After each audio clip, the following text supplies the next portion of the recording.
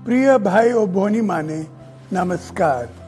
Corona virus विषय रे आपण माने भल भाव जानी सारे एही वायरस चीन रे थिला, बहुत दूर रे थिला, अमेरिका और यूरोप रे थिला, बहुत दूर रे थिला, परे ईरान को आसिला, दिल्ली रे भी पहुंचिला।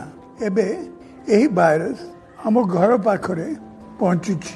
आम निज भल पाई, निज परिवार भल पाई आमर दायित्व होइची आमे एही वायरस को घरे पशिबा को देबा नाही।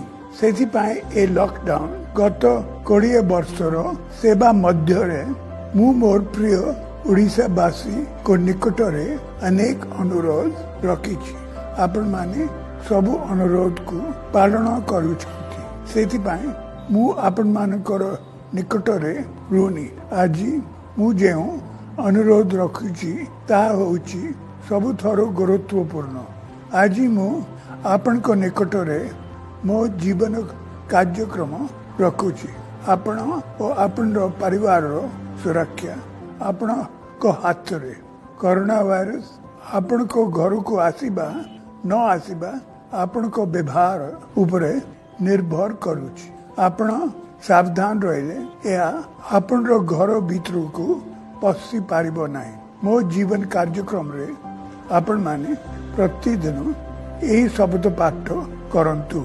मु मोर पिला छुआ बापा माँ को नाम रे शपथ करी कहूची जे मु वर्तमान समय रे बाहर को जीवी नाही। बाहर को गले कोरोना वायरस मो साथी रे मो घर को आसी पारे एवं मो परिवार रो क्षति करि पारे। तेणु मु एबे बाहर को जीवी नाही।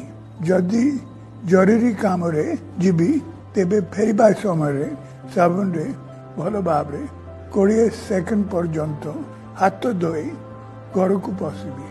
कोरोना वायरस को केबे भी मो घरे पशिबा को देबी नाही। मोर परिवार पाई विपद रो कारण हेबी नाही। एही शपथ को आपण परिवार सह पाठ करंतु।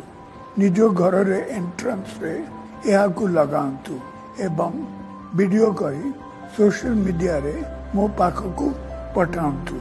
मोर प्रिय ओडिशावासी आपण माने मोर एही अनुरोध रखंतु। घरे रहंतु, परिवार को बचांतु। बहुत बहुत अनुरोध। नमस्कार।